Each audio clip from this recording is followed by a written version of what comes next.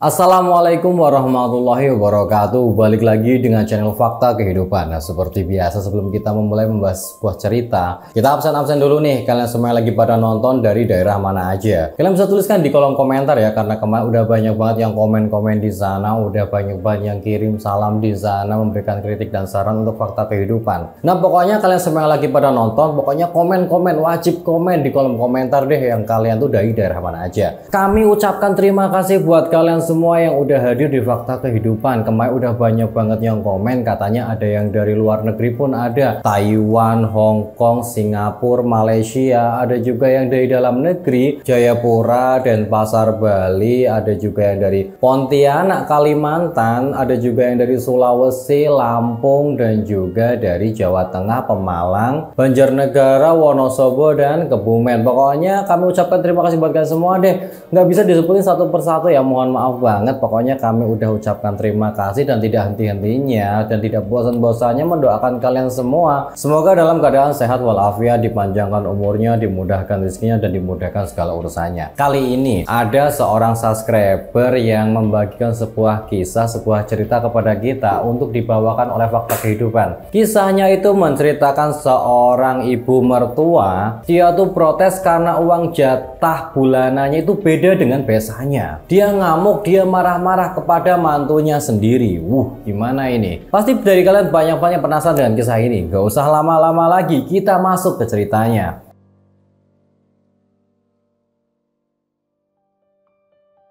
Nah, seperti biasa nama dan tempat kita samarkan untuk kepentingan bersama. Setelah pernikahannya memang seperti itu. Kadang hubungan antara ibu mertua sama menantu, sama anaknya sendiri itu pasti seringkali mengalami guncangan-guncangan ataupun gesek-gesekan. Kadang yang satu tidak merasa diadili, kadang yang satu tidak merasa diperhatikan. Kadang sebagai anak kita sudah memberikan yang terbaik untuk ibu mertua dan ibu kandung kita. Itu masih saja ada gesekan-gesekan dan salah paham di dalamnya. Nah, seperti kisah yang dialami seorang pemuda, sebut saja namanya Aldo, dan istrinya bernama Ratna. Nah, Aldo dan Ratna ini sudah lama menikah. Dia juga dikaruniai seorang putri cantik yang umurnya kurang lebih ya 5 tahunan lah. Nah, si Aldo ini dia tuh pengusaha sukses. Dia tuh usahanya di bidang furniture dan dekorasi. Maklum saja, dari kecil, dari dia masih ya remaja, itu bakat-bakat keseniannya itu sudah muncul. Orang-orang itu udah pada yakin dengan bakat keseniannya ini, Aldo pasti itu sukses dalam menjalani usahanya itu. Udah benar saja, usahanya si Aldo itu makin pesat dan makin buka cabang di mana-mana, cabang furniture dan dekorasinya itu. Nah, setiap tanggal 12, istrinya si Aldo ini yang namanya Ratna itu sering datang ke rumah mertuanya yang di desa atau ibunya si Aldo ini untuk mengantarkan uang ke sana, uang bulanan, jatah bulanannya. Tapi orang tuanya Aldo selalu menyambutnya cuek, seakan-akan tuh ya kayak mau nggak mau menerima mantunya itu datang. Mau ditolak tapi butuh uangnya, mau diterima tapi kok kayaknya uangnya nggak banyak. Lagian juga kayak seakan-akan ibunya si Aldo ini merasa dibuang sama si anaknya itu. Nah, kala itu datang si Ratna sama si anaknya itu ke desa untuk menemui ibunya Aldo itu. Tapi ya disambut seperti biasa, sambutan ketus dan cuek. Bu, ini ada sedikit uang bulanan seperti biasa. Ini buat ibu, kata si Ratna. Alah, uang segitu kok sampai kamu repot-repot bawa ke sini?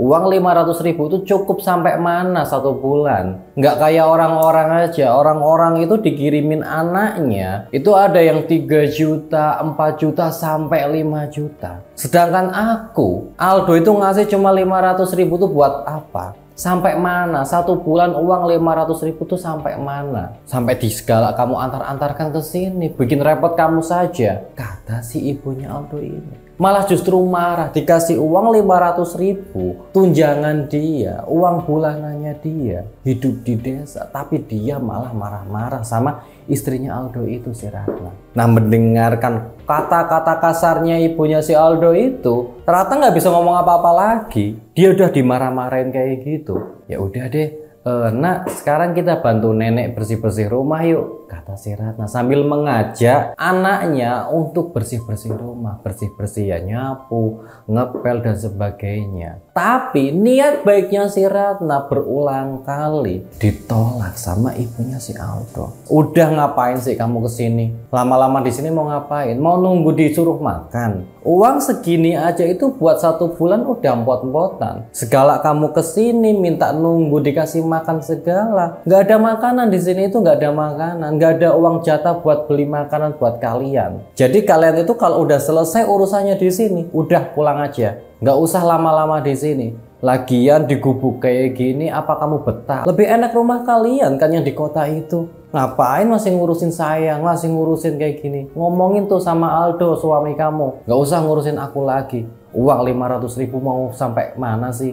Kata si ibunya Aldo itu marah sambil mengusir si Ratna itu. Ratna yang sudah diusir seperti itu pun ya tidak bisa menahan tangisnya. Hingga akhirnya ia pun izin pulang, pamit. Nah, keesokan harinya seperti biasa si Ratna itu membantu suaminya di kantor. Ya Ratna itu memang kerap sekali bantu-bantu di kantornya si Aldo itu, kayak bantu pembukuan, bantu ngecek-ngecek barang pesanan, bantu ngecek-ngecek barang yang akan dikirim. Pokoknya tuh Ratna itu memang kerap kali rajin membantu suaminya bekerja di sana. Nah, saat itu pula si Aldo itu sedang lagi meeting sama beberapa klien di kantornya juga, cuman ruangannya ada di ruangan atas, lantai atas. Hingga akhirnya tiba-tiba saat si Ratna sedang mengecek-ngecek barang, tiba-tiba di lobi di arah depan kantornya terdengar suara teriakan-teriakan seorang wanita kayak lagi marah-marah. Nah, suara itu pun langsung ya bikin si Ratna itu penasaran. Siapa siang-siang kayak gini kok ada yang marah-marah? Apa ada seorang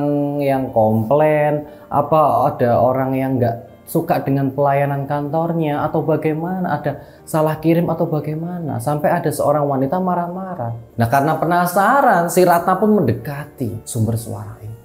Sampainya di sana, ternyata yang marah-marah, yang ngamuk adalah ibunya si Aldo. Panggilin Aldo, panggilin si Ratna. Dasar anak kurang ajar, anak nggak tahu diri, anak durhaka. Tega-teganya dia telantarin aku kayak gini dan beri uang aku cuma 500.000. Nggak adil banget ini, kata si ibunya si Aldo itu marah-marah di lobi. Ya karyawan-karyawan di sana pun pada bingung, ini ada apa? Wanita tua ini siapa? Katakan pada Aldo, aku ibunya, menunggu di sini. Suruh dia datang, kata si ibunya Aldo itu. Nah, karyawannya itu pun dengan terpaksa ya nelpon si Aldo yang sedang meeting itu, memberikan kabar bahwasanya ada seorang wanita yang mengaku bahwa dia itu ibunya dan marah-marah di lobi. Ya orang-orang yang di sana pun pada ngumpul di sana melihat apa yang terjadi. Klien-klien yang ada urusan, yang lagi lihat-lihat barang, yang lagi ada urusan di kantor, pada nyimbrung ngumpul di sana. Lah karena kumpul-kumpul di situ pada rame banget, Ratna pun ya langsung datang ngecek ada apa ini, dan ternyata itu adalah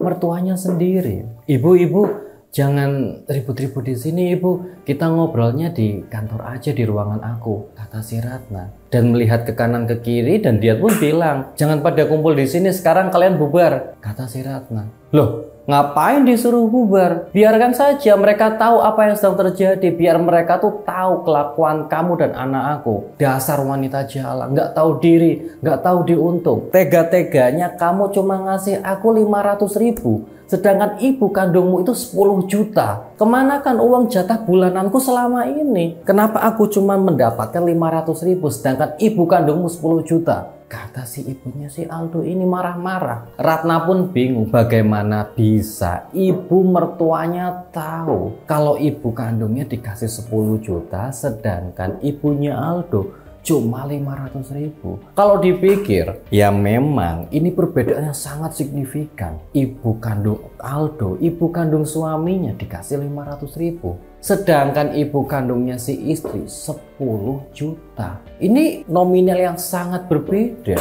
Pantas saja ibu kandungnya si Aldo itu marah-marah besar. Nah, karena mertuanya yang marah-marah semakin besar marahnya, nggak terkendali, karena semakin banyak pula orang yang nonton di sana. Dan seakan-akan ikut mencibir, kok bisa ya mantunya ngasih 500.000 dan kepada ibu kandungnya kok 10 juta. Terdengar bisikan-bisikan seperti itu kepada orang-orang yang hiruk pikuk ikut kumpul di sana, seakan-akan ikut mengejek, ikut menghakimi si Ratna itu. Bu, kita ngomongnya di dalam aja ya Bu, soalnya semakin ramai di sini Bu, malu Bu dilihat orang. Ayo kita ngomong ke dalam aja. Sambil seakan-akan menarik tangannya ibu mertuanya itu si Ratna. Tapi justru ibunya Aldo tuh malah justru marah. Dia melepaskan tangannya si Ratna sambil mendorong si Ratna hingga terjatuh di lantai. Heh, wanita jalang, wanita tidak tahu diri. Kemanakan uangku selama ini, uang bulananku? Kamu cuma ngasih 500.000 sedangkan kepada ibu kandungmu 10 juta. Apabila kamu tidak punya alasan yang kuat, aku akan tuntut kamu. Aku akan perkarakan ini ke perkara hukum hingga kamu akhirnya menyesal. Lihat saja nanti aku akan membuat kamu menyesal. Kata si ibunya Aldo marah-marah. Ratna pun tidak kuasa menahan tangisnya. Ia masih terduduk lemas di lantai. Hingga akhirnya Aldo yang menerima telepon bahwasanya ada keributan di bawah. Ia segera pamit kepada klien-kliennya. Dia ngomong, mohon maaf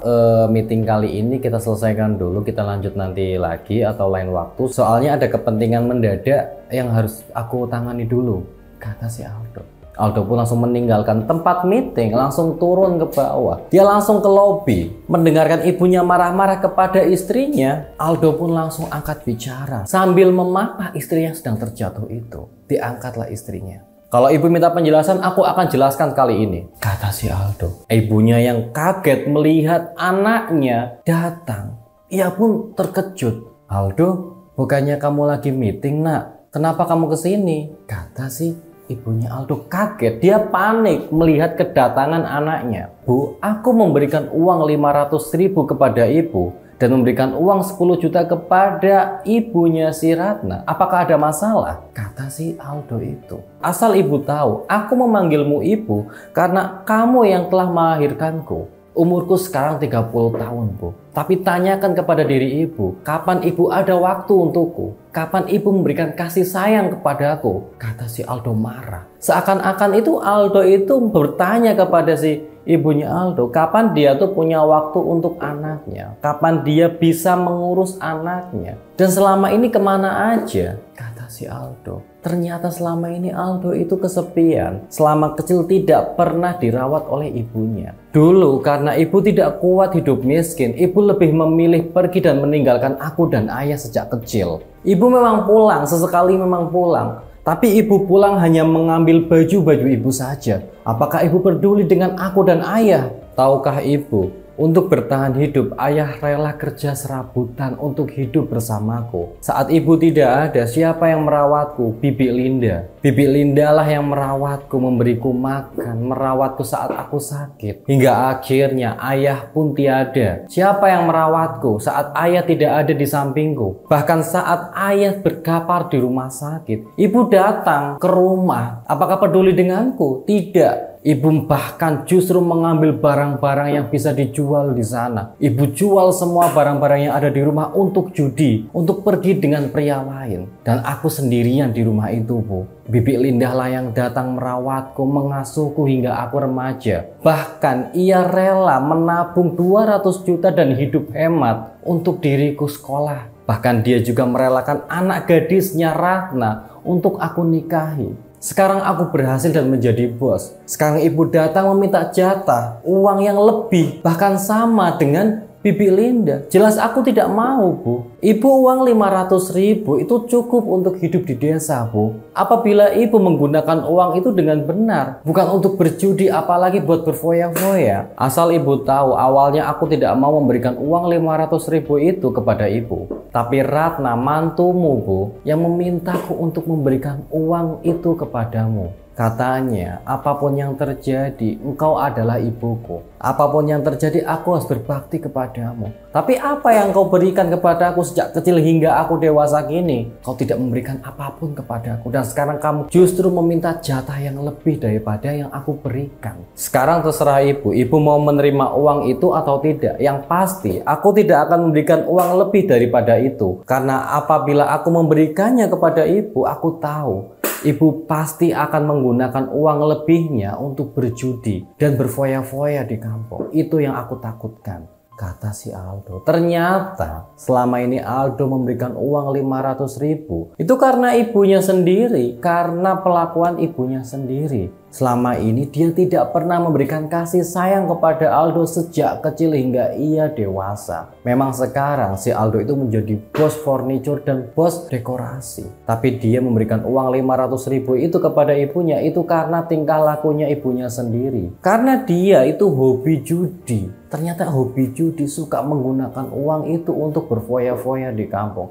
Dan itu yang ditakutkan oleh si Aldo. Hingga akhirnya ibunya Aldo pun menyesal, dipermalukan sendiri di depan orang-orang. Orang-orang pun yang tadinya melihat sinis ke arahnya si Ratna, sekarang justru berbalik mendukung si Ratna setelah mengetahui tingkah lakunya ibunya si Aldo, yang ternyata bukan dia yang tersakiti, yang terzolimi, tapi justru ia yang menzolimi anak dan mantunya. Nah, begitulah kisah dari salah satu subscriber kita yang berbagi cerita bahwasanya ada seorang mertua yang protes kepada menantunya karena uang yang ia berikan tidak sama dengan biasanya atau merasa dibeda-bedakan. Padahal itu karena tingkah lakunya sendiri. Semoga dalam kisah ini kita dapat mengambil hikmah dan nilai-nilai penting di dalamnya. Dan bagi kalian semua yang pengen komen-komen dan memberikan kritik dan saran yang membangun untuk fakta kehidupan, kalian bisa tuliskan di kolom komentar. Dan bagi kalian semua yang punya kisah-kisah unik, kisah-kisah menarik yang ingin dibawakan oleh fakta kehidupan, kalian bisa kirimkan lewat WA ataupun Instagram di bawah ini. Tetap dukung channel kami dengan cara like, komen, dan subscribe, dan tunggu video-video berikutnya. Sekian dari saya, semoga bermanfaat. Wassalamualaikum warahmatullahi wabarakatuh.